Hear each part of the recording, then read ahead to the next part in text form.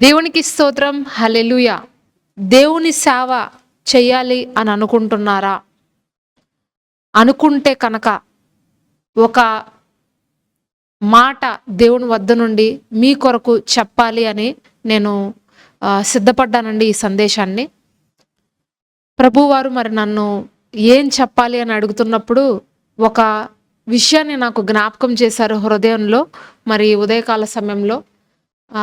దానిని గురించి మరి నేను ప్రిపేర్ అవుతూ ఉన్నప్పుడు కొన్ని విషయాలు నాకు జ్ఞాపకం చేశారు. మరి ఆ విషయాలన్నీ కూడా మరి ఈరోజు సందేశంలో నేను మీతో పంచుకుంటానండి. చాలామంది దేవుడి సేవ చెయ్యాలి అని అనుకుంటారు. దేవుని కొరకు వాడబడాలి అని అనుకుంటారు. మరి ఆల్రెడీ కొంతమంది దేవుని సేవలో తాత్కాలికంగా అంటే ఒక ఉద్యోగం చేసుకుంటూనో, ఒక వ్యాపారం చేసుకుంటూనో, బయట పని చేసుకుంటూనో, మరి ఒక రోజు 2 రోజుల్లో వారానికి సెలవు దొరికినప్పుడు పార్ట్ టైమ్‌గా సేవ చేసేవారు కొంతమంది ఉంటారు. మరి కొంతమంది మరి మందిరానికి వెళ్ళినప్పుడల్లా ఏదో ఒకటి వాళ్ళకి ఏ ఒక్క అవకాశం దొరికితే ఆ అవకాశాన్ని ఉపయోగించుకోవాలని, దేవుడి కొరకు ఏదో ఒక రకంగా ఉపయోగపడాలని మరికొంతమంది తలస్తారు. మరి కొంతమంది మరి సేవ వెనకుండి వాడబడాలని కూడా కోరుకుంటారు. అంటే సేవలో మందిరంలో ఉంటూ మరి వెనకుండి ఆ ఒక మేనేజ్మెంట్ వర్క్స్ కావచ్చు, ఆర్గనైజేషన్ కావచ్చు, మరి వారి యొక్క తలాంతులను యూజ్ చేసుకోవాలని కొంతమంది కోరుకుంటారు. మరి కొంతమంది మరి పూర్తిగా అన్నింటినీ విడిచిపెట్టి దేవుని కొరకు సంపూర్ణంగా వచ్చిన వారు కూడా మరి కొంతమంది ఉంటారు. అయితే సేవా విధానములు ఏవైనప్పటికీ కూడా మరి పిలిచిన వారు ప్రభువు, మరి ఆయన నమ్మదగిన వాడు, నీతిమంతుడు గనక ఆయన మనల్ని విడువడు, ఎడబాయడు. దేవుని కొరకు మీరు వాడబడాలి అని అనుకుంటున్నప్పుడు ఒక లక్షణము ప్రత్యేకంగా ప్రభువారు మరి ఈ యొక్క పరిశుద్ధ గ్రంథంలో తెలియజేస్తున్నారండి. ఆ లక్షణము, ఆ ఒక్క ప్రక్రియ అనేది మన యొక్క జీవితాల్లో ఉన్నప్పుడు మన సేవలు కావచ్చు, మన పరిచర్యలు కావచ్చు, మనం దేవుడి కొరకు ఏ పని చేసినా, అది చిన్న పనైనా పెద్ద పనైనా సరే, ఏదైనా సరే ప్రభువారు దానిని ఆశీర్వదిస్తారండి. మరి ఈ సందేశం కేవలం సేవకులకేనండి, మరి ఇంకా మాకు కాదా, ఒక విశ్వాసికి కాదా అని అంటే, ఈ యొక్క సందేశము ప్రతి ఒక్కరికేనండి. ఒక కుటుంబము కొరకు, ఒక విశ్వాసి కొరకు, దేవుని కొరకు నీతిగా జీవించే ప్రతి ఒక్కరి కొరకు మరి ఈరోజు సందేశము ఉందండి.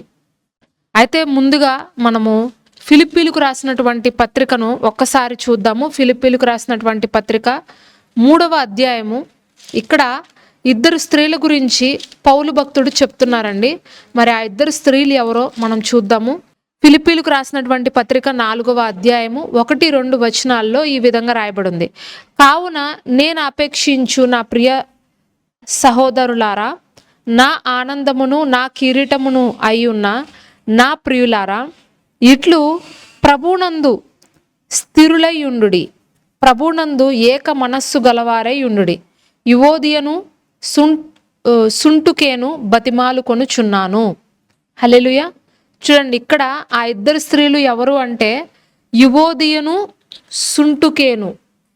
మరి వీళ్ళిద్దరూ కూడా మరి ఆనాడు ఆది అపోస్తుల సంఘంలో, ఫిలిప్పీల సంఘంలో దేవుని యొక్క పరిచర్యలో ఉన్నటువంటి స్త్రీలండి. ఇక్కడ వీళ్ళ గురించి పౌలు భక్తుడు చెప్తున్నారు. కావున నేను అపేక్షించు నా ప్రియ సహోదరులారా, నా ఆనందము నా కిరీటమునై ఉన్న నా ప్రియులారా, ఇట్లు ప్రభునందు స్థిరులై ఉండండి, ప్రభునందు ఏక మనస్సు గలవారై యుండుడి అని తెలియజేస్తున్నారండి. ఈ ఏక మనస్సు గలవారై యుండుడి అనే మాటను మీరు అండర్లైన్ చేసుకోవాల్సిందిగా మిమ్మల్ని అందరినీ కోరుచున్నాను. మీ దగ్గర బైబిల్ ఉంటే తప్పకుండా ఏక మనస్సు గలవారై ఉండండి, స్థిరులై యుండుడి అనే ఈ మాటలను మీరు దయచేసి అండర్లైన్ చేసుకోండి. ఈ యువోదియ, సుంటకేను అనే 2 స్త్రీలు కూడా ప్రభు పనిలో అపోస్తులుడైనటువంటి పౌలుతో ఒక మంచి సహకారులుగా ఉన్నారండి. మరి వీళ్ళిద్దరి గురించి బైబిల్ చరిత్రకారులు తెలియజేస్తున్నటువంటి విషయం ఏంటంటే, వీళ్ళిద్దరూ కూడా మరి ఆ సంఘంలో చక్కటి మరి ఆర్థిక పరమైన సమృద్ధి కలిగినటువంటి ఒక మంచి కుటుంబం నుండి వచ్చిన వారండి వీళ్ళిద్దరు స్త్రీలు కూడా. వీళ్ళు వారి యొక్క ధనముతో, వారికి ఉన్నటువంటి సమృద్ధితో ప్రభు దగ్గర మరి వాళ్ళు ప్రభు యొక్క పనిలో సహకారులుగా పౌలు భక్తుడి దగ్గర సహకారులుగా ఉంటున్నారు. అయితే మరి వీళ్ళకి ఏ ఒక్క విభాగము వీళ్ళ ఇద్దరికి ఇవ్వబడిందో మనకి క్లియర్గా మరి మెన్షన్ చేయలేదు. కానీ మరి వీళ్ళు ఎలాంటి సేవ చేసేవారు అనేది అంత క్లియర్గా తెలియదు. కానీ మరి వీళ్ళైతే అక్కడ ఫిలిప్పు సంఘంలో సహకారులుగా ఉన్నారు అనేది మాత్రము మనకు అర్థమవుతుంది. అయితే మరి వీళ్ళిద్దరి గురించి పౌలు చెప్తున్నటువంటి విషయం ఏంటంటే, వీళ్ళిద్దరూ కూడా ఏక మనస్సు కలిగి ఉండాలి అని వాళ్ళిద్దరికీ ఆయన చెప్తున్నాడు. అంటే వీళ్ళిద్దరి మధ్యలో కొన్ని భిన్న అభిప్రాయాలు వచ్చినాయంటండి. కొన్ని భిన్న అభిప్రాయాలు, కొన్ని భిన్నమైనటువంటి వివాదాలు వీళ్ళ మధ్యలో జరిగినాయంట. దానివల్ల మరి వీరి యొక్క భిన్న అభిప్రాయాలు, వీరి యొక్క భిన్న మనస్తత్వాన్ని బట్టి మరి పక్కన ఉన్నటువంటి మరికొంతమంది విశ్వాసులు, మరికొంతమంది ఎవరైతే సంఘస్థులు ఉంటారో ఆ ఫిలిప్పి సంఘంలో వారికి మరి ఇది కొంత అభ్యంతర కారణంగా ఉన్నట్లు మరి అక్కడ కనిపించింది. మరి ఈ యొక్క విషయాన్ని గురించి ప్రస్తావిస్తూ అపోస్తులుడైనటువంటి పౌలు మరి వీరికి ఒక ఉత్తరాన్ని రాస్తున్నాడు. ఏంటంటే వీరిద్దరి పేర్లను కూడా ప్రత్యేకంగా మెన్షన్ చేస్తూ మరి యువోదియను సుంటకేను ఏక మనస్సు గలవారై ఉండాలి అని నేను బతిమలాడుకుంటున్నాను అని ఎంతో మర్యాదపూర్వకంగా వీళ్ళిద్దరికీ చెప్తున్నాడండి. చూడండి, ఇద్దరు భిన్నమైన మనస్తత్వం కలిగి ఉన్నప్పుడు, ఇద్దరు భిన్నమైన వ్యక్తిత్వంతో ఉన్నప్పుడు, ఏకాభిప్రాయం లేకుండా కనుక ఉంటున్నప్పుడు మరి వీరి వలన మరి వీరి చుట్టూ ఉన్న వారికి కూడా దేవునిలో నిలకడగా ఉండనటువంటి స్థితి అనేది ఏర్పడుతుంది.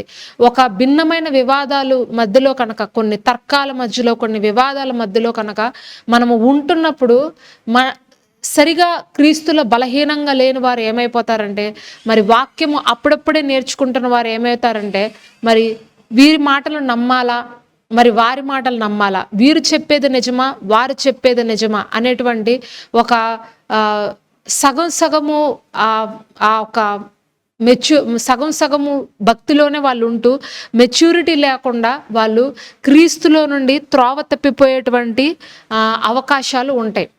సో దీనిని గుర్తించే అపోస్తులుడైనటువంటి పౌలు వీళ్ళిద్దరికీ చెప్తున్నాడు, అమ్మ మీరిద్దరూ ఏక మనస్సుతో ఉండండి, ప్రభువులో మీరు స్థిరులుగా ఉండండి, కదిలిపోవద్దు. మీరు ఏదైతే పని చేస్తున్నారో అది మంచిది, కానీ మీరు భిన్న అభిప్రాయాలతో ఉండకూడదు, భిన్న వాదనలతో ఉండకూడదు, భిన్నమైనటువంటి మనస్తత్వాన్ని కలిగి ఉండకూడదు. మీ పైన ఉన్నటువంటి పెద్దలు మీకు ఏదైతే నిర్దేశించి చెప్తున్నారో, ఎలాగైతే ఉండమంటున్నారో, వాక్యానుసారంగా మీకు ఏదైతే బోధించబడుతుందో దాని ప్రకారముగా మీరు జీవించాలి. కానీ మీరు భిన్నమైనటువంటి వాదనలతో, భిన్న మనస్తత్వంతో మీరు ఉండకూడదు. ఏకమత్యంతో ఉండండి, ఐకమత్యంతో ఉండండి, ఏక మనస్సు కలిగి మీరు జీవించండి అని చెప్పి ఇక్కడ పౌలు భక్తుడు వాళ్ళకి తెలియజేస్తున్నాడు. అయితే మరి ఈ వాక్యం వింటున్న ప్రియమైన సహోదరి సహోదరుడా, ప్రభు ఈరోజు మీతో మాట్లాడుతున్నారు. ఏంటంటే దేవుడి సేవ మీరు చెయ్యాలి అని అనుకుంటే కనుక మొట్టమొదటిగా ప్రభు వారు చెప్పేటువంటి మాట ఏంటంటే, నీవు ఏక మనస్సు కలిగి ఉండాలి. హల్లెలూయా. నీవు ఏక మనస్సు కలిగి నువ్వు జీవించాలి, ఏక ఆత్మతో నువ్వు దేవుని సేవ చెయ్యాలి. అప్పుడే నువ్వు నీ యొక్క సేవలో ఫలిస్తావు. హల్లెలూయా. ఎంతమంది మరి ఏక మనస్సుతో, ఏక ఆత్మతో దేవుని సేవ చేస్తున్నారండి? ఈ రోజుల్లో మరి అనేకమైనటువంటి సంఘాలలో ఏక మనస్సు లేదు, ఏక ఆత్మ లేదు. మరి స్టేజ్ మీద నిలబడి వాక్యాన్ని ప్రకటించుచున్నటువంటి దైవజనులు కావచ్చు, మందిరాల్లో ఉన్నటువంటి విశ్వాసులు కావచ్చు, మరి ఒకరికి మిస్అండర్స్టాండింగ్స్ వచ్చేస్తున్నాయి, తారతమ్యాలు వచ్చేస్తున్నాయి, భేదాభిప్రాయాలు కలిగిపోతున్నాయి.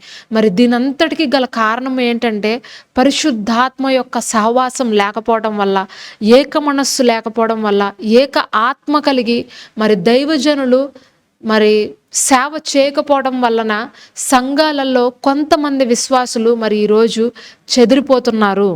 హల్లెలూయా. మరి ఇది ఒక పెద్ద కారణం అండి. దేవుడి సేవ మనము చెయ్యాలని అనుకున్నప్పుడు మనకు ఏక మనస్సు అనేది చాలా ప్రాముఖ్యమైనటువంటి విషయము. ఒక భార్యాభర్తలుగా మీరు కనుక సేవ చెయ్యాలి అని అనుకుంటే, మీకు సేవ పిలుపు ఉంటే, లేదా మరి ఆల్రెడీ మీరు సేవలో ఉన్నవారైతే కనుక ప్రభు మీతో చెప్తున్నారు, చిన్న చిన్న భేదాభిప్రాయాలు మీతో ఉంటే దాన్ని మీరు ఇప్పుడే సరి చేసుకోండి, దానిని మీరు ఇప్పుడే సవరించుకొనండి, దేవునిలో స్థిరమైన మనస్సు కలిగిన వారుగా మీరు ఉండండి. భార్యాభర్తలుగా కలిసి సేవ చేస్తున్నప్పుడు మరి నిజంగా ఆ సంఘము అనేది దినదినాభివృద్ధి చెందుతుందండి. ఎలాంటి కష్టం వచ్చినా, ఎలాంటి మరి విభేదాలు కలిగినా సరే, మరి మీరిద్దరూ కలిసి ఉన్నప్పుడు అపవాది మీ యొక్క కుటుంబాల్లో నుండి, మీ యొక్క సేవలో నుండి, మీ పరిచర్యలో నుండి మరి బయటికి పారిపోతాడండి. అపవాదికి ఎక్కడ కూడా అవకాశం ఉండదు. మీరిద్దరూ కలిసి పనిచేస్తున్నప్పుడు, మీరిద్దరూ కలిసి జీవిస్తున్నప్పుడు, ఒకే మనసుతో మీరు మీ యొక్క కుటుంబ జీవితాన్ని, మీ యొక్క సేవ జీవితాన్ని, మీ పరిచర్యను కనుక మీరు కొనసాగిస్తుంటే మీ మధ్యలో అపవాది దూరడానికి అవకాశమే లేదు. మీకు మీ భర్తకు మధ్యలో ప్రభువైన యేసుక్రీస్తు వారిని మీరు ఎప్పుడు ఉంచుకోవాలి. పరిశుద్ధాత్మ దేవుని యొక్క సహవాసము మీరు ఎప్పుడు చేయాలి. హల్లెలూయా. నాకు ఒక నేను మరి ప్రభువులో ఈయన కన్నా నేను ఒక మెట్టు ఎక్కువలో ఉన్నానండి, లేదా ఈమె కన్నా నేను ఒక మెట్టు ఎక్కువ ఉన్నాను, కాబట్టి ఈమెకు నాకు మరి భిన్న అభిప్రాయాలు ఉన్నాయి సేవను బట్టి, కాబట్టి మేమిద్దరము కలిసి సేవ చేయలేకపోతున్నాము అని మీరు చెప్పుకుంటున్నారేమో. అయితే ప్రభు మరి ఈరోజు మీతో మాట్లాడుతున్నారు. ఎవరికి ఎక్కువ తెలిసినా తక్కువ తెలిసినా కానీ భార్యాభర్తలుగా ప్రభు వారు మిమ్మల్ని పిలిచినప్పుడు మీకు ఎంత పిలుపు ఉందో, మీకు దేవుని యొక్క సేవను బట్టి మీకు ఎలాంటి పిలుపు ఉందో మీ భార్యకు కూడా అదే పిలుపు ఉందండి. మీ పిలుపులో మీ భార్య కూడా పాలిభాగస్తురాలుగా ఉండాల్సిందే. మీ పిలుపులో మీ భర్త కూడా ఒక పాలిభాగస్తుడుగా ఉండాల్సిందే. నాకు ఆయనతో సంబంధం లేదు, ఆవిడకు నాతో సంబంధం లేదు అని మీరు వేరువేరు మనస్తత్వాలతో, వేరువేరు అభిప్రాయాలతో సేవ చేయకూడదు అని ఈరోజు ప్రభు మాట్లాడుతున్నారు. హల్లెలూయా.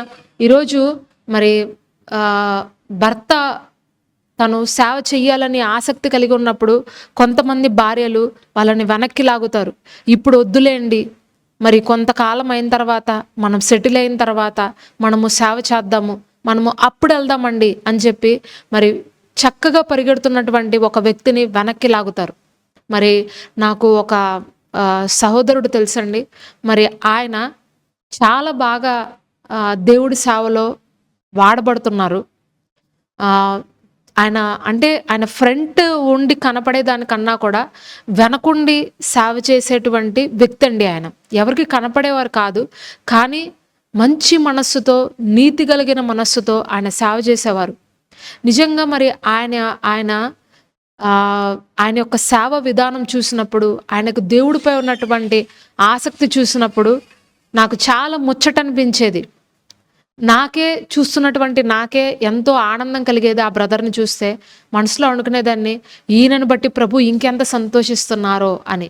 అయితే ఒకరోజు మరి ఆయనకు ప్రభు చెప్పారంట, నువ్వు సంపూర్ణంగా సేవకిరా, ఇప్పటి వరకు నువ్వు అక్కడక్కడ ఉంటూ సేవ చేసావు కదా, మరి కొంతకాలము లోకంలో, కొంతకాలం నాతో ఉండి సేవ చేసావు కదా, ఇప్పుడు నువ్వు సంపూర్తిగా సేవకిరా అని చెప్పి ఆ బ్రదర్కి చెప్పారంట. ఆ విషయము మా అందరితో, కొంతమందితో ఆయన పంచుకున్నారు ఆ బ్రదరు.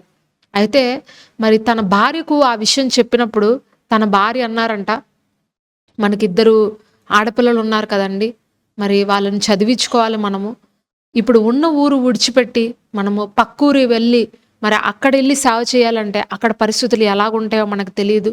ఎలా ఏ విధంగా మనము కష్టాలు పడాల్సి వస్తుందో తెలియదు. మన సొంత ఊరిలో మనము ఉంటే, మనకు తెలిసిన వారి మధ్యలో మనం ఉంటే, మనకు కష్టం వచ్చినా నష్టం వచ్చినా వాళ్ళు చూస్తారు. కాబట్టి మన సొంత ఊరు విడిచిపెట్టడం అనేది మంచిది కాదేమో.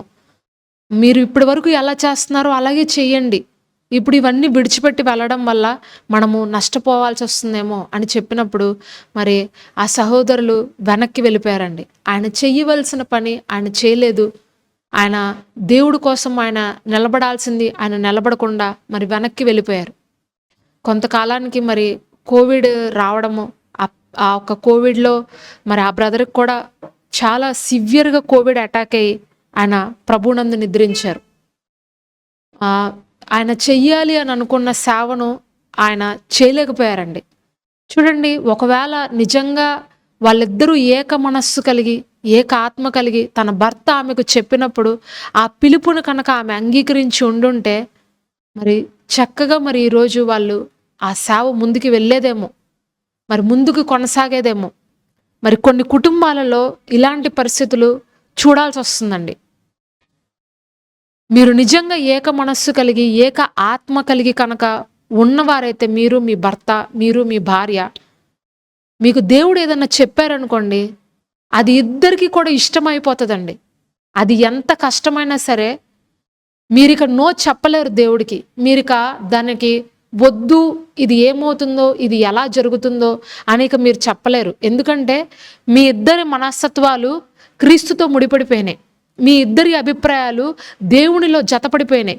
మీ ఇద్దరి ఆలోచనలు దేవుని ఆలోచనలుగా ఉన్నాయి. మీ ఇద్దరి ప్రవర్తన పరిశుద్ధాత్మ ప్రవర్తనగా ఉంది. కాబట్టి దేవుడు మీకు ఏదన్నా చెప్తున్నప్పుడు దానిని వెంటనే మీరు స్వీకరిస్తారు. అది ఇద్దరితో దేవుడు మాట్లాడతాడండి. కేవలం ఒకళ్ళతో మాట్లాడే మాట కాదు ఇది. ఇది సేవ అనేది భార్యాభర్తలు ఇద్దరికీ కూడా ప్రభు చెప్తారు, ఖచ్చితంగా చెప్తారు. అది కాస్త ఆలస్యం కావచ్చు ఏమో, కానీ ప్రభు మాత్రము ఇద్దరికి చెప్పకుండా అయితే సేవకు రమ్మని చెప్పరండి. మీకు చెప్తే మీ భార్యకు చెప్తారు, మీ భార్యకు చెప్తే మీకు చెప్తారు. ఖచ్చితంగా ఆ మాట అనేది మీకు తెలియజేయబడుతుంది పరిశుద్ధాత్మ ప్రేరేపణలో. హల్లెలూయా. అయితే మరి ఏక మనస్సు ఏక ఆత్మ లేకుండా మనము సేవ అనేది అస్సలు చేయలేమండి. ఇక్కడ ఇదే ఫిలిప్పీలు రాసినటువంటి పత్రిక 2వ అధ్యాయము 1-2 వచనాలు ఒకసారి చూద్దామండి. ఫిలిప్పీలకు రాసినటువంటి పత్రిక 2వ అధ్యాయము 1-2 వచనాలు. కావున క్రీస్తునందు ఏ హెచ్చరికైనను, ప్రేమ వలన ఆదరణ అయినను, ఆత్మయందు ఏ సహవాసమైనను, ఏ దయారసమైనను, వాత్సల్యమైనను ఉన్న ఎడల మీరు ఏక మనస్కులు అగునట్లుగా ఏక ప్రేమ కలిగి ఏక భావము గలవారుగా ఉండి ఒక్కదాని యందే మనస్సు ఉంచుచు నా సంతోషమును సంపూర్ణము చేయుడి. హల్లెలూయా. చూడండి, ఇక్కడ వాక్యం రాయబడింది, ఏక మనస్కులు అగునట్లుగా ఏక ప్రేమ కలిగి ఏక భావము గలవారుగా ఉండి ఒక్కదాని యందే మనస్సు ఉంచుచు నా సంతోషమును సంపూర్ణము చేయండి. హల్లెలూయా. చూడండి, ఏక మనస్సు, ఏక ప్రేమ, ఏక భావము, ఒక్కదాని యందే మనస్సు, ఇవన్నీ కూడా పరిశుద్ధాత్మ యొక్క కార్యాలండి. హల్లెలూయా. ఇవన్నీ కూడా పరిశుద్ధాత్మ యొక్క కార్యములు. ఎవరైతే పరిశుద్ధాత్మ దేవునితో అధికంగా సహవాసం చేస్తారో, పరిశుద్ధాత్మ యొక్క అభిషేకాన్ని పొందుకుంటారో, పరిశుద్ధాత్మలో అనుదినము నడుస్తారో, వారు పరిశుద్ధాత్మ యొక్క మనస్తత్వాన్ని కలిగి ఉంటారంట. ఇక్కడ ఏక మనస్కులు ఏక ప్రేమ. మీ ఇద్దరి ప్రేమ ఎలాగుండాలంటే దైవిక ప్రేమగా ఉండాలండి. మీ ఇద్దరి మనస్సు ఎలాగుండాలంటే దైవిక మనస్సుగా ఉండాలి. ఒకరు ఒక అభిప్రాయంతో, ఒకరు ఒక అభిప్రాయంతో ఉన్నప్పుడు మీ సేవ అనేది ఫలించదు. మీ యొక్క కుటుంబము అనేది ఫలించదు. మీ కుటుంబంలో మీరు కుటుంబ ప్రార్థన చేసుకునేటప్పుడు ఒకరు ఒకలాగా ప్రార్థన చేయకూడదు. నా ప్రార్థన నేను చేసుకుంటా, నీ ప్రార్థన నువ్వు చేసుకో అని చెప్పకూడదు. వ్యక్తిగత ప్రార్థన వేరు, కుటుంబ ప్రార్థన వేరు. మీకు వ్యక్తిగత ప్రార్థన ఎన్ని గంటలైనా మీరు చేసుకోండి, తప్పులేదు. కానీ మీరిద్దరూ భార్యాభర్తలుగా ఉన్న తర్వాత ఖచ్చితంగా దినమునకు ఒక్కసారైనా మీరు కలిసి కూర్చుని ఏక మనస్సుతో ఏక ఆత్మతో ప్రార్థన చెయ్యాలి. అది దేవుడు చెప్పినటువంటి నియమము, దేవుడు పెట్టినటువంటి నియమము. మీరు ఎప్పుడైతే కలిసి కూర్చుని ప్రార్థన చేస్తారో, కలిసి కూర్చుని మరి దేవుణ్ణి మీ మధ్యలోనికి ఆహ్వానిస్తారో, మీరు తీసుకునే ప్రతి నిర్ణయము, మీరు ఆలోచించే ప్రతి ఆలోచన అన్నీ కూడా దేవుడికి చిత్తమునకు లోబడే ఉంటాయి. హల్లెలూయా. మరి నేను చాలా ఈ విషయాన్ని బట్టి నేను ఒక మాటను చాలా బలంగా చెప్తానండి. ఏంటంటే ప్రభువారు మరి ఇప్పటి వరకు మా ఇంట్లో, మా పరిచర్యలో కానీ, మా సేవలో కానీ ఏ నిర్ణయము తీసుకున్నా సరే అది మాకు కుటుంబ ప్రార్థనలోనే చెప్పేవారండి. మేమిద్దరం ఎప్పుడు కలిసి కూర్చుని ప్రార్థన చేస్తామో అప్పుడే మాకు అనేక విషయాలు సేవ గురించి మేము కలిసి కూర్చొని ప్రార్థించినప్పుడే చెప్పారు.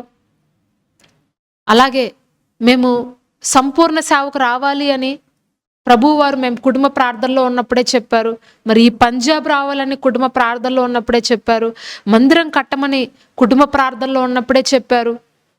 మేమిద్దరము ఎప్పుడు కలిసి కూర్చుని ప్రార్థన చేస్తూ ఉంటామో, ఏక మనస్సుతో ఏక ఆత్మతో ఎలుగెత్తి దేవుడి వైపు చూస్తామో అప్పుడు దేవుడు కొత్త కొత్త నిర్ణయాలు చేయడానికి మరి కొత్త ప్లాన్స్ వేయడానికి దేవునిలో ఇవన్నీ కూడా మాకు నేను నా భర్త కలిసి ఉన్నప్పుడు వచ్చినటువంటి నిర్ణయాలండి. ఇవన్నీ కూడా ఏకాంతంగా నేను ఒకసారి, తను ఒకసారి కూర్చుని ప్రార్థించుకున్నప్పుడు ఒక్క విషయం కూడా మాతో దేవుడు చెప్పలేదు. అవి వ్యక్తిగతంగా మరి కొన్ని దర్శనాలు, కొన్ని దైవిక నడిపింపులు అవన్నీ వ్యక్తిగతంగా మాకు చెప్తారేమో, కానీ సేవ పరంగా, కుటుంబ పరంగా మాత్రము ఆయన మేమిద్దరం కలిసి ఉన్నప్పుడే చెప్పేవారు.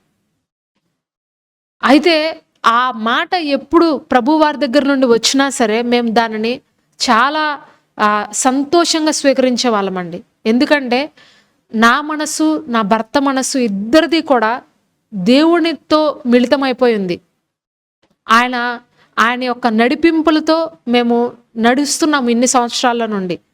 మేము ఒక విశ్వాసిగా ఉన్నప్పటి నుండి కూడా మా మనస్తత్వం అలాగే ఉంది.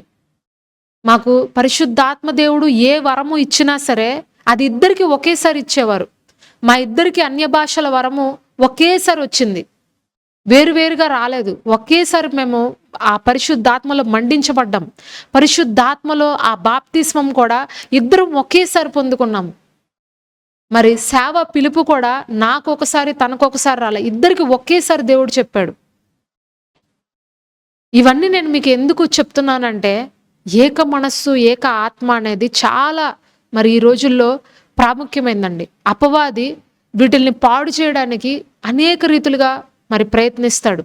భార్యాభర్తలుగా మీ మధ్యలో కొన్ని భిన్న అభిప్రాయాలు ఉండవచ్చు. కొన్ని విషయాలను బట్టి మీరిద్దరూ కూడా మరి కొన్ని గొడవలు రావచ్చు, కొన్ని కలవరాలు రావచ్చు, కొన్ని పోరాటాలు రావచ్చు, కొన్ని ఇబ్బందులు రావచ్చు. భార్యాభర్తలుగా ఎప్పుడు ప్రేమ కలిగి ఉండి ఎప్పుడు కూడా చిరునవ్వుతో, సంతోషంతో, ఏ గొడవలు లేకుండా, ఏ వివాదాలు లేకుండా ఏ కుటుంబం కూడా ఉండదండి. ఉంటాయి, ఖచ్చితంగా ఏవో ఒక గొడవలు ఉంటాయి. ప్రేమ కలిగి ఉన్నప్పుడు గొడవలు కూడా వస్తాయి, అది సహజము. గొడవ రావట్లేదు, ఎప్పుడు సంతోషంగా ఉంటున్నారు, అసలు ఏ గొడవ లేదు అంటే అది అబద్ధము, అది నిజమైన కుటుంబం కాదు. మరి నిజంగా ప్రేమ కలిగి ఉన్నటువంటి కుటుంబాలలో చిన్న చిన్న గొడవలు జరుగుతాయి. కానీ గొడవలు జరిగాయని, భేదాభిప్రాయాలు వచ్చినాయని, ఇద్దరి మధ్యలో చిన్న చిన్న కలవరాలు వచ్చాయని చెప్పి ఎప్పుడు కూడా దేవుడి పని మీరు ఆపకూడదు. హల్లెలూయా. దేవుడి యొక్క సేవని మనము ఆపకూడదు.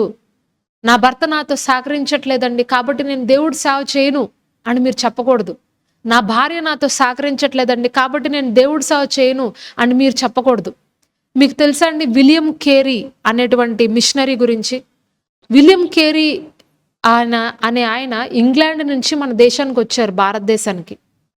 ఆయన వచ్చినప్పుడు మరి తన భార్యకు అస్సలు 1% కూడా ఈ భారతదేశంలో ఉండడము ఇష్టం లేదు.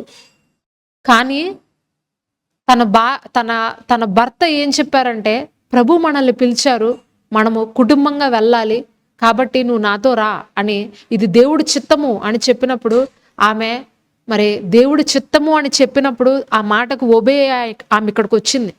వచ్చిన తర్వాత మరి వారి పరిస్థితులన్నీ కూడా తారుమారు అయిపోయినాయండి. మరి మన యొక్క భారతదేశంలో అప్పుడు ఏ ఒక్క అనారోగ్యానికి కూడా సరైన మందు లేకపోవడము, కరువులో ఉండడము, క్షామంలో ఉండడము వల్ల మరి తన యొక్క పిల్లల్ని పోగొట్టుకున్నాడు విలియం కేరీ. ఆ పిల్లలు తన కళ్ళెదురుగుండానే మరి ఒకళ్ళ తర్వాత ఒకళ్ళు చనిపోతున్నప్పుడు ఆ భార్య పిచ్చిదైపోయింది, ఆయన్నే కొట్టేది. మరి విలియం కేరీ సినిమా మీరు ఎంతమంది చూసారో నాకు తెలియదు, కానీ మరి యూట్యూబ్లో అవైలబుల్గా ఉంది, మీరు చూడండి ఒకసారి. అలాంటి మూవీస్ మీరు చూస్తున్నప్పుడు దేవుడి చిత్తం కోసము ఎంత కష్టమైనా సరే ఆ వ్యక్తి ఎలా శ్రమించాడో మీరు చూడొచ్చు. కుటుంబం సహకరించినప్పుడు, పిల్లలు సహకరించినప్పుడు, చుట్టూన్న పరిస్థితులు సహకరించినప్పుడు కూడా ఆయన దేవుడి పని ఆపల. మరి చివరికి తన భార్య కూడా చనిపోద్దండి. ఆమె పిచ్చిదైపోద్ది, తన పిల్లలు తన కళ్ళెదురుకుండానే చచ్చిపోతే పిచ్చిదైపోయి మరి ఆయనను కొట్టేసి, ఆయనను చిత్రహింసలు పెట్టి, ఆయన బాధ పెట్టి ఆ సేవ చేయనివ్వకుండా ఎన్నోసార్లు ఆమె కలవరపరిచింది తన భర్తని. అయినా సరే ఆయన ప్రింటింగ్ అనేది ఆపేవాడు కాదు, మరి బైబిల్ ప్రింటింగ్ అనేది ఆపేవాడు కాడు. ఎన్నో ఇబ్బందులు మరి ఇంట బయట సంఘపరంగా. మరి ఆ రోజుల్లో మరి మన భారతదేశంలో క్రైస్తవ్యమే లేదు. క్రైస్తవుల పేరు అని చెప్తే మరి ఉక్కుపాదం మీద నిలబడేవారు ఆ రోజుల్లో. మరి అలాంటి పరిస్థితుల్లో విలియం కేరీ గారు ఒక్కళ్ళే నిలబడి, ఒంటరిగా నిలబడి, తన భార్య సహకరించకపోయినా సరే దేవుని సహాయంతో ఆయన ఆ పని చేశాడు. తన భార్యని అనేక సార్లు మరి సముదాయించాడు. ఒక త్రాటిపైన తీసుకురావడానికి ఆయన ఎంతగానో కష్టపడ్డాడు. కానీ చివరికి ఆమె మరణించింది ఆమె యొక్క అనారోగ్యాన్ని బట్టి. కానీ ఆయన మాత్రం దేవుడి సేవ ఆపలేదండి. చూడండి ప్రియమైన సోదరి సోదరులారా, ఈరోజు మరి నేను ఈ విధంగా మీ ముందు కూర్చుని మాట్లాడుతున్నాను అంటే మొట్టమొదటిగా దేవునికి నేను కృతజ్ఞతాస్తుతులు చెల్లిస్తున్నాను. మరి ఆయన కృప లేకుంటే మరి నేను ఈరోజు ఇక్కడ ఉండలేకపోయేదాన్ని. మరి ఆ తర్వాత మరి నా భర్త కూడా నన్ను ఎంతగానో ప్రోత్సహించారు. మరి మీడియాలోకి వచ్చి ఒక స్త్రీ మాట్లాడాలంటే అంత సామాన్యమైన విషయం కాదండి. అది ఆ ఒక్క విమర్శలు తట్టుకోవాలి. మరి కొన్ని విషయాలు మరి స్త్రీలు చెప్తున్నప్పుడు మీరు ఇలా చెప్తున్నారేంటి, అలా చెప్తున్నారేంటి, మీరు ఇలాగున్నారేంటి, అలాగున్నారేంటని వాక్యం వినేవారి కన్నా తప్పులెత్తి చూపించే వాళ్ళు ఎక్కువ మంది చూస్తారండి స్త్రీలు చెప్తున్నటువంటి మెసేజ్లు. ఆమె ఏం చెప్తుంది, ఏం నేర్చుకుందాము అని వినే వాళ్ళకన్నా కూడా ఆమె ఎలాంటి డ్రెస్ వేసుకుంది, ఆమె ముసుగేసుకుంటుందా లేదా, ఆమె ఆమె ముఖవర్చస్ ఎట్లాగుంది, ఆమె చెప్పే విధానం ఎలాగుంది, ఎన్ని బంగారు నగలు పెట్టుకుంది, ఇవన్నీ కూడా లెక్క వేసి మరి యూట్యూబ్లో కామెంట్స్ చేస్తుంటారు కొంతమంది. చాలా జాగ్రత్తగా స్త్రీ చెప్పాలి, మాట్లాడాలి. కొంచెం అయినా తేడా వచ్చిందంటే మరి ఎన్నో విమర్శలు ఎదురు చూడాల్సి వస్తుంది. ఇవన్నీ ఆలోచించి నేను మీడియాలోకి రావద్దు అని అనుకున్నానండి. కానీ నాకు పిలుపు ఉంది, కానీ ప్రభు నన్ను పిలిచారు. ఆ విషయము మరి నా భర్తతో చెప్పినప్పుడు, ఇట్లా నేను వాక్యం చెప్పాలనుకుంటున్నాను, ప్రభు నన్ను చెప్పమంటున్నారు అన్నప్పుడు నన్ను చాలా ఎంకరేజ్ చేశారు, నన్ను చాలా ప్రోత్సహించారు. నువ్వు వచ్చి మాట్లాడు, ఎవరు ఏమనుకున్నా పర్వాలేదు, వాక్యం వినాలి. నిజంగా వాక్యం మీద ఆకలి ఉన్నవారు నీ మాటలు వింటారు. నీ ద్వారా జరగాల్సినటువంటి పని జరుగుతుంది, దేవుడి పని. నువ్వు ఎందుకు విమర్శించే వారి కోసము ఆలోచించి దేవుడి పనిని నువ్వెందుకు పక్కన పెడతావు, నువ్వు చెయ్యి అని నన్ను వెనకుండి నన్ను ప్రోత్సహించినప్పుడు మరి నేను ఈరోజు ఈ వాక్యాలు మీతో ప్రకటించగలుగుతున్నాను. హల్లెలూయా. మరి ఒకరికొకరు సపోర్ట్ ఇవ్వాలి సేవలో.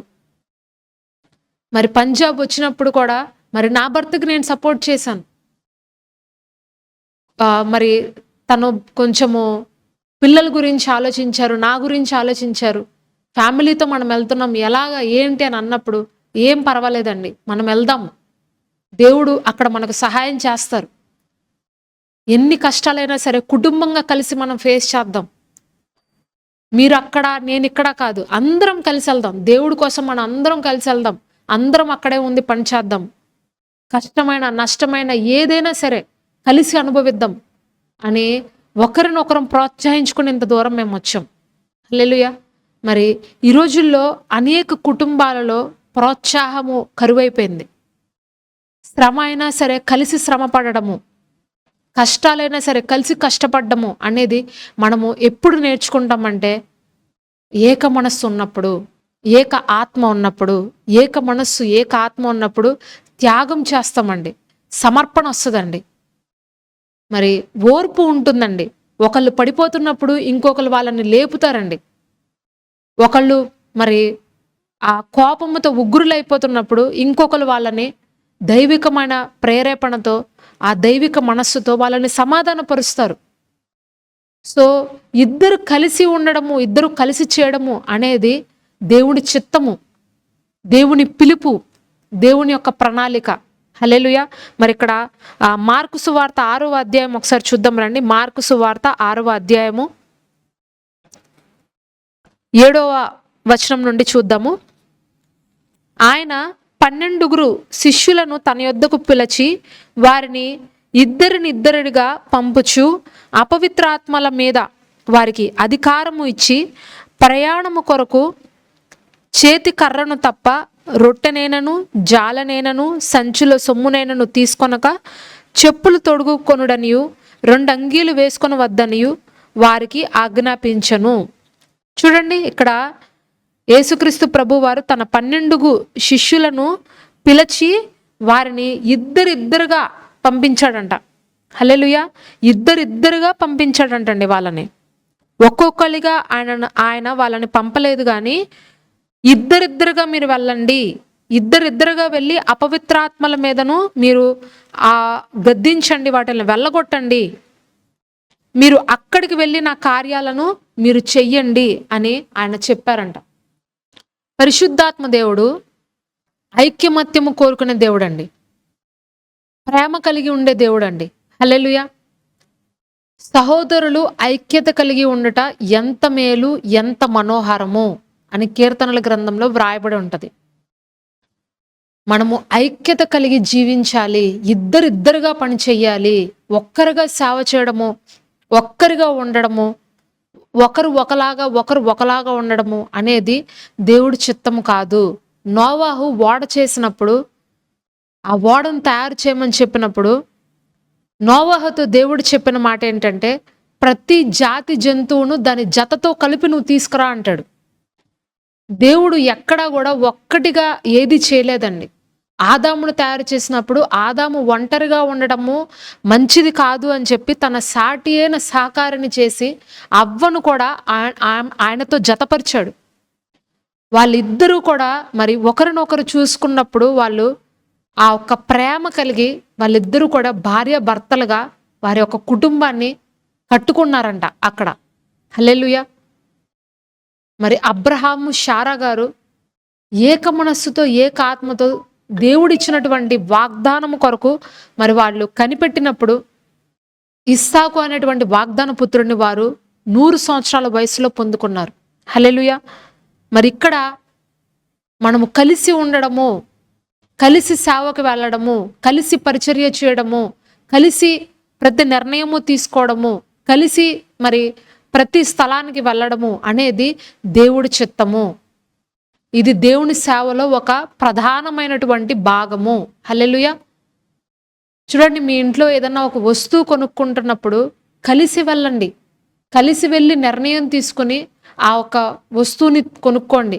ఒక చిన్న వ్యాపారం పెడుతున్నప్పుడు మీరు మీ భర్త, మీరు మీ భార్య ఉపవాసం ఉండి ప్రార్థించి ఏక మనస్సుతో ఏకాత్మతో ఒక డెసిషన్ తీసుకొని ఆ నిర్ణయం తీసుకోండి. కొన్నిసార్లు ఒక్కళ్ళే కూర్చుని ప్రార్థించినప్పుడు, ఒక్కళ్ళే కూర్చుని డెసిషన్ తీసుకున్నప్పుడు కొన్ని తొందరపాటు నిర్ణయాలు తీసుకుంటారు.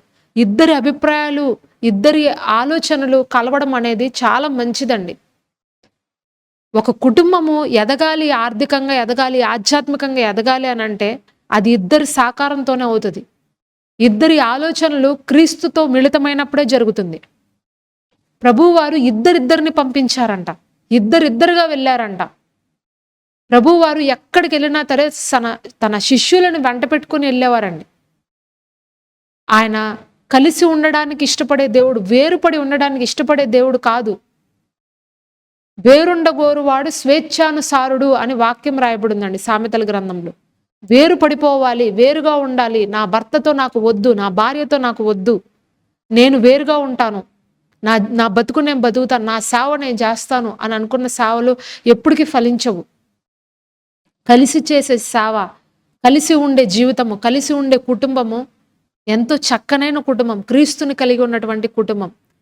అలాంటి సేవలలో పక్షపాతం ఉండదు, అలాంటి సేవలలో విభేదాలు ఉండవు. అలాంటి సేవలు మరి వారిని చూసి ఆ భార్యాభర్తలు ఇద్దరు కలిసి పనిచేస్తున్నప్పుడు చూస్తున్నటువంటి ఆ విశ్వాసులు వాళ్ళు కూడా కుటుంబాలతో సంఘానికి రావడం ప్రారంభిస్తారండి. మీరు ఎప్పుడైతే కుటుంబంతో సేవకు సంఘానికి వచ్చి వాక్యం చెప్తారో, వాక్యం ప్రకటిస్తారో, మీ భార్యాభర్తలు ఇద్దరి యొక్క సంబంధాన్ని చూసి, మీ యొక్క ప్రేమను చూసి, మీ ఐక్యతను చూసి మీ సంఘానికి వచ్చే విశ్వాసులు కూడా చక్కగా అలా కుటుంబాలతో వస్తారు. కుటుంబాలతో వచ్చి ప్రభువుని స్తుతిస్తారు. కుటుంబాలుగా కలిసి ఉండడం నేర్చుకుంటారు. హల్లెలూయా. కాబట్టి మీ యొక్క భార్యకు ఒకవేళ ఆమెకు మీరు సేవ చేస్తూ మీరు వాక్యం ప్రకటిస్తున్నప్పుడు ఆమెకు కూడా మీ పిలుపులో ఆమెను పాలిభాగస్తురాలను చెయ్యండి. ఆమెకు వాక్యం చెప్పే ఆ ఒక్క అభిషేకం లేకపోవచ్చు, లేకపోతే పాటలు పాడే తలాంతు లేకపోవచ్చు. అలాగని చెప్పి పక్కన కూర్చోపెట్టమని కాదు దేవుడు మీకు భార్యను ఇచ్చింది. మీకు ఆమె భార్య అయ్యింది అంటే ఖచ్చితంగా మీ పిలుపులో ఆమె ఒక భాగము, ఆమె ఒక మేలు కొరకే దేవుడు మీకు ఆమెను జతపరిచారండి. ఒక మేలు కొరకే మీ భర్తని మీకు జతపరిచారు. ఖచ్చితంగా ఆమె మీ సంఘానికి ఒక మేలుని అనేది తెస్తుంది. ఆమె ద్వారా ఒక స్వస్థత వరం రావచ్చు, ఆమె ద్వారా ఒక ప్రవచనము కలగచ్చు మీ సంఘంలో వారికి, ఆమె ద్వారా ఒక ప్రార్థన అభిషేకము రావచ్చు. ఆమెలో ఏ ఒక్క గొప్పతనం ఉందో, ఏ అభిషేకం ఉందో, ఏ పిలుపు ఉందో మీరు గుర్తించాలి. ఆమెను కూడా వాడాలి. ఒక్కరే సేవ చేస్తూ నా భార్య తనకు ఏ పిలుపు లేదు కాబట్టి ఆమె నా వెనుకుంటే చాలు అని అనుకుంటే మీ సంఘానికి పక్షవాతం వచ్చినట్టేనండి. అవును, ఒక చెయ్యి ఒక కాలు పనిచేయదు. కొంతమందికి పక్షవాతం వస్తే ఒక చెయ్యి ఒక కాలే పనిచేస్తుంది, రన్నింగ్లో ఉంటుంది, కానీ ఇంకో చెయ్యి ఇంకో కాలు పనిచేయదు. ఒక బాడీ అలాగుంటే దాన్ని ఏమంటారంటే పారాలసిస్ వచ్చిందంటారు.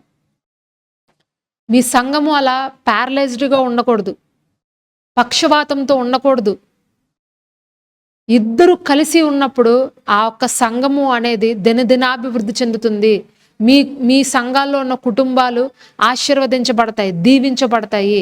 వారు కూడా ఇద్దరు కలిసి పనిచేయాలి అనేటువంటి విషయాన్ని నేర్చుకుంటారు.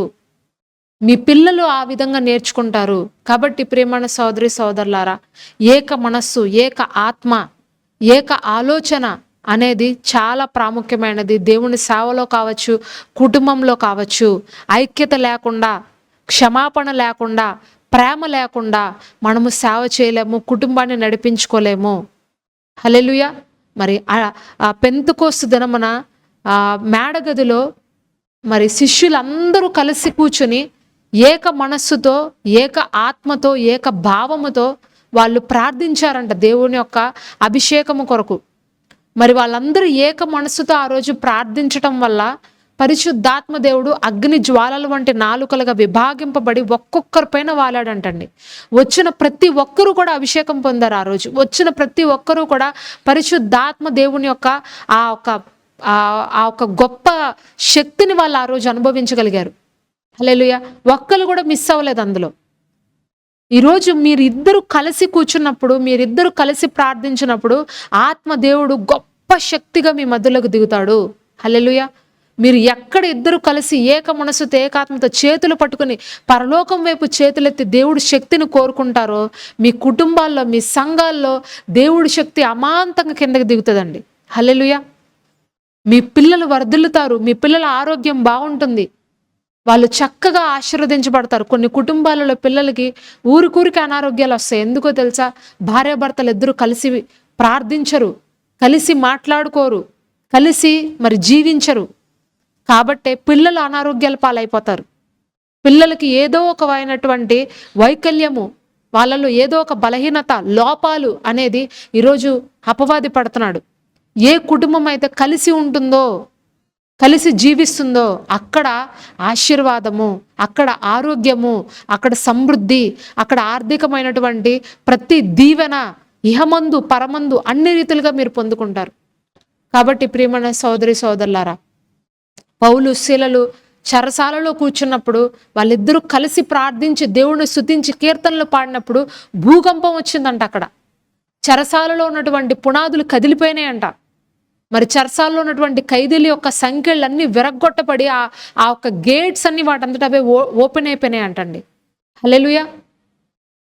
కలిసి ప్రార్థించినప్పుడు పరిశుద్ధాత్మ శక్తిని మనము పొందుకుంటాము.